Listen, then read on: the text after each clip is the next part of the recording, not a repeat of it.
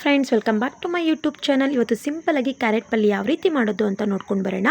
ಮೊದಲಿಗೆ ನಾನು ಇಲ್ಲಿ ಒಂದು ಬಾಣಲಿನ ಬಿಸಿಗೆ ಇಟ್ಕೊಂಡಿದ್ದೀನಿ. ಬಾಣಲಿ ಬಿಸಿ ಆದ ನಂತರ ಒಂದು 2 ಸ್ಪೂನು ಎಣ್ಣೆನ ಹಾಕ್ಕೋಬೇಕಾಗುತ್ತೆ. ಎಣ್ಣೆ ಕಾದಾದಮೇಲೆ ಸಾಸಿವೆನ ಹಾಕ್ಕೊಂಡು ಸಾಸಿವೆ ಚಿಟಪಟ ಆದಮೇಲೆ ಕಡಲೆಬೇಳೆನ ಆ್ಯಡ್ ಮಾಡ್ಕೋಬೇಕಾಗುತ್ತೆ. ಈ ಕಡಲೆಬೇಳೆ ಯಾವುದೇ ಕಾರಣಕ್ಕೂ ಸಿಗಬಾರ್ದು, ಅಂದರೆ ಕಪ್ಪಗೆ ಹಾಕಬಾರ್ದು.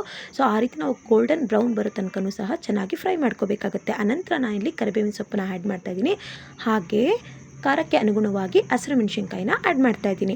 ಸೊ ಹಸಿರು ಮೆಣಸಿನ್ಕಾಯಿ ಬೇಡ ಅನ್ನೋರು ಕೆಂಪು ಮೆಣಸಿನ್ಕಾಯಿನೂ ಸಹ ಆ್ಯಡ್ ಮಾಡ್ಕೋಬೋದು. ಸೊ ಅದು ಚೆನ್ನಾಗಿ ಫ್ರೈ ಆದ ನಂತರ ನಾನಿಲ್ಲಿ ಒಂದು ಸಣ್ಣಗೆ ಹಚ್ಚಿರುವಂಥ ಈರುಳ್ಳಿನ ಆ್ಯಡ್ ಮಾಡ್ಕೊತಾ ಇದ್ದೀನಿ.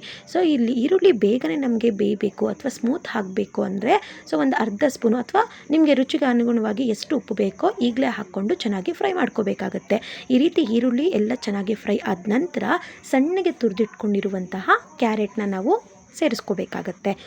ಕ್ಯಾರೆಟ್ನ ಸೇರಿಸ್ಕೊಂಡಾದ ನಂತರ ಚೆನ್ನಾಗಿ ಒಂದು 2 ನಿಮಿಷ ಫ್ರೈ ಮಾಡಿ ಲಿಡ್ನ ಕ್ಲೋಸ್ ಮಾಡಿ ಸಿಮ್ಮಲ್ಲಿ ನಾವು ಕ್ಯಾರೆಟನ್ನು ಚೆನ್ನಾಗಿ ಬಾಯ್ಲ್ ಆಗೋ ತನಕನೂ ಬೇಯಿಸ್ಕೋಬೇಕಾಗುತ್ತೆ. ಆಗಾಗ ಕೈ ಆಡಿಸ್ತಾ ಇರಬೇಕು, ಇಲ್ಲಾಂದರೆ ತಳ ಹೊತ್ತೋವಂಥ ಚಾನ್ಸಸ್ ಇರುತ್ತೆ. ಸೊ ಇಲ್ಲಿ ಯಾವುದೇ ರೀತಿ ನೀರು ಹಾಕೋ ಅವಶ್ಯಕತೆ ಇಲ್ಲ, ಯಾಕಂದರೆ ಲಿಡ್ನ ಕ್ಲೋಸ್ ಮಾಡಿರ್ತೀವಲ್ವಾ.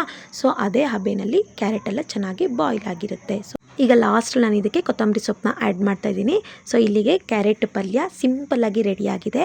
ಸೊ ಎಲ್ಲರೂ ಒಂದ್ಸಲಿ ಟ್ರೈ ಮಾಡಿ ಹೇಗಿತ್ತು ಅಂತ ಕಮೆಂಟ್ ಮಾಡಿ. ಹಾಗೆ ಈ ರೆಸಿಪಿ ನಿಮಗೆ ಇಷ್ಟ ಆಗಿದರೆ ದಯವಿಟ್ಟು ಒಂದು ಲೈಕ್ ಮಾಡಿ, ಶೇರ್ ಮಾಡಿ, ಹಾಗೆ ಚಾನಲ್ಗೆ ಸಬ್ಸ್ಕ್ರೈಬ್ ಮಾಡಿ ಸಪೋರ್ಟ್ ಮಾಡಿ. ಸಿಗ್ತೀನಿ ನೆಕ್ಸ್ಟ್ ರೆಸಿಪಿಯೊಂದಿಗೆ. Thank you.